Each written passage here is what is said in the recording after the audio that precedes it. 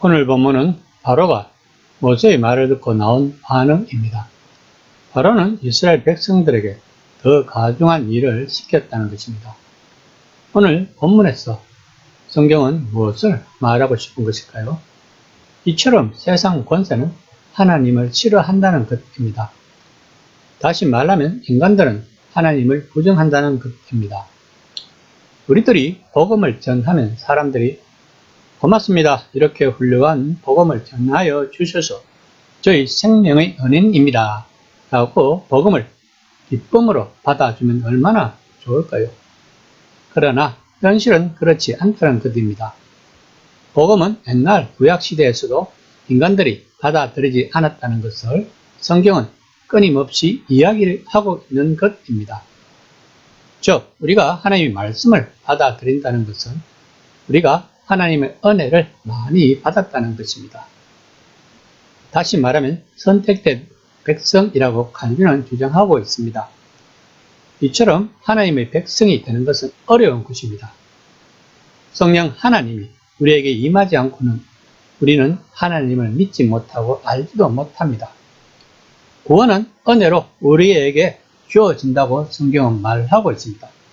구원은 철저한 하나님의 주권입니다. 그러면 우리는 어떻게 구원을 받을 수 있을까요? 그래서 우리에게 필요한 것이 영성훈련입니다. 다행히 우리에게는 성경이 있습니다. 성경은 하나님이 어떤 분이시며 무엇을 좋아하고 무엇을 싫어하시는지 자세하게 이야기하고 있습니다. 구원은 쉬운 것이 아닙니다. 만약에 쉽다면 성경책이 이렇게 두꺼울 필요가 없을 것입니다. 성경책이 이렇게 두꺼운 것은 우리들에게 이야기해 줄 것이 많다는 것입니다. 오늘 말씀에서 복음을 처음 받아들일 때 나타나는 현상이라고 생각하면서 접근하면 좋을 것입니다. 5장 17에서 13절까지 말씀입니다. 백성의 감독들과 기록원들이 나가서 백성에게 말하여 이르되 바로가 이렇게 말하기를 내가 너희에게 집을 주지 아니하리니 감독들이 그들을 독촉하여 이르되 너희는 집이 있을 때와 같이 그 날의 일을 그 날에 마치라 하며 고센 땅은 나일강 삼각주 지역에 있었습니다. 그래서 본문에 말하는 애굽 온 땅은 고센을 중심으로 한 삼각주 지역을 말하고 있습니다.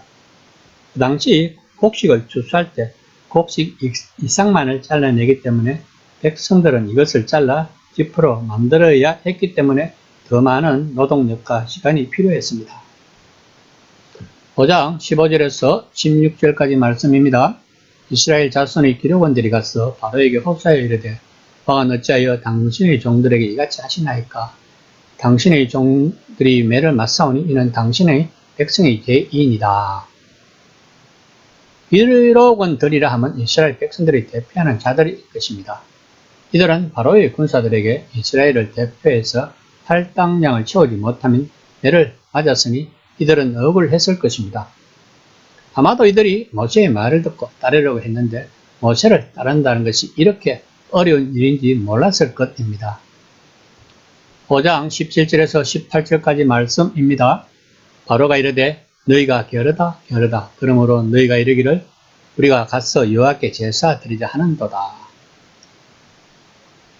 그들은 무슨 착오가 있나 싶어서 바로를 직접 만나서 그들의 고충을 이야기했지만 바로의 대답은 강경했습니다. 20에서 21절까지 말씀입니다. 그들이 바로를 떠나 나올 때 모세와 아론이 길에 서 있는 것을 보고 그들에게 이르되 너희가 우리를 바로의 눈과 그의 신하의 눈에 미운 것이 되게 하고 그들의 손에 칼을 주어 우리를 죽이게 하는도다. 여호와는 너희를 살피시고 판단하시기를 원하노라. 길에 선이란 말은 원문에서는 그들을 만나기 위해 기다리고 서 있는 이란 의미입니다. 모세와 아론도 기록원들이 타는 결과가 어떤지를 마음 졸이며 기다리고 있었던 것입니다. 그런데 기록원들이 모세와 아론을 하나님이 감찰하시고의 뜻은 모세와 아론을 징벌하실 것을 소원하는 말이라는 것을 알 수 있습니다. 아론은 이스라엘 백성과 지도자 간의 불화를 조성하려는 책략이 일단 성공을 거두게 된 셈입니다. 성도 간의 불화가 일어나고 교회에서 파벌이 생겨서 교회가 시끄러워지면 누가 제일 좋아할까요? 바로왕 같은 세상 권세들이 가장 좋아한다는 것입니다. 즉, 세상 권세가 바로처럼 한다는 것입니다. 그러므로 우리는 항상 우리들에게 일어나는 일에서 하나님의 뜻을 체크해야 하는 것입니다. 5장 22절에서 23절까지 말씀입니다. 모세가 여호와께 돌아와서 이르되 주여 어찌하여 이 백성이 학대를 당하게 하셨나이까? 어찌하여 나를 보내셨나이까? 그가 이 백성을 더 학대하여 주께서도 주의 백성을 구원하지 아니하시나이다. 모세의 탄원은 하나님의 백성이 하나님을 모르는 패역한 왕으로부터 압제를 당해야만 하는 이유를 몰라 답답해하는 물음입니다. 이런 물음은 곧 신정론에 결부되는 것입니다. 우리들은 생각을 해보아야 합니다. 만약에 이스라엘 백성들이 바로의 악정에 허덕이지 않았다면 모세의 말을 듣고 출애굽을 했을까요? 즉, 우리들이 부족한 것이 없다면 하나님을 받아들이기가 어렵다는 뜻입니다. 우리들에게 부족함이 없다면 이 세상은 참 좋은 것입니다. 이 좋은 세상에 살다 보면 하나님을 모르게 된다는 것입니다. 이처럼 우리가 하나님을 알고 믿는다는 것은 문명이 발달한 21세기에서는 참 놀라운 일이 아닐 수 없습니다. 우리들은 어려운 시기에 하나님을 믿고 있는 신앙인으로 살고 있습니다. 참 어렵습니다. 그런데 본문 말씀을 보면 어려운 것이 정상이라는 것입니다. 하나님의 말씀을 따른다는 것은 어려운 것이라고 성경은 이야기하고 있습니다. 성도는 구별된 자라는 뜻입니다. 세상과 구별된다는 것이 이렇게 어려운 것입니다. 그런데 구별된 자들끼리 서로 도우며 살아가야 되는데 우리들은 왜 세상 사람들처럼 싸우고 시기하고 헐뜯고 하는지를 모르겠습니다.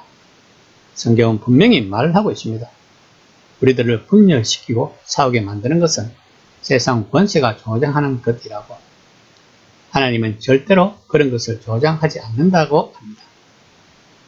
그러면 그런 일을 하는 사람들은 구별된 성도들이 아닌가? 그러면 그들은 하나님의 백성들이 아닌가? 그러면 그들은 구원을 받지 못한 게 아닌가? 우리들은 심각하게 생각해 보아야 합니다.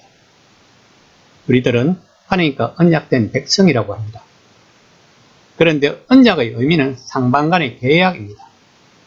즉, 아브라함이 창세기 15장에서 하나님과의 언약을 맺을 때 짐승을 반으로 쪼개었습니다. 이것은 만약에 언약을 지키지 않는다면 이렇게 된다는 것입니다. 그러므로 하나님의 언약 백성의 뜻을 잘 알아야 합니다. 그리스도인들은 성경이 무엇을 이야기하고 있고 하나님의 백성이 무엇을 추구해야 하며 이 세상에서 잘 먹고 잘 살려고 하나님을 믿는 것이 아니라는 것을 알아야 합니다. 하나님 나라가 어떤 나라인가를 성경에서 말하는 것을 똑바로 알아야 합니다. 그러므로 우리는 성경 말씀대로 살아가야 한다는 것을 깨달아야 합니다. 단지 그 말씀대로 살아가는 능력은 우리는 성령님에게 의지해야 합니다. 우리의 의지로 하려면 이스라엘 백성들처럼 실패한다는 것을 알아야 합니다. 예수님이 이 땅에 오신 것은 결국 우리들이 하나님의 백성답게 살 수 있도록 능력을 주시기 위해서입니다. 그러면 오늘날에 있어서 성령의 역사함은 수천 년 전에 쓰여진 성경 말씀이 살아서 나의 삶을 간섭하는 것입니다. 이 시간 나는 과연 성경 말씀이 살아서 나를 움직이게 하고 있는가를 한번 점검해 보는 시간이 되었으면 합니다.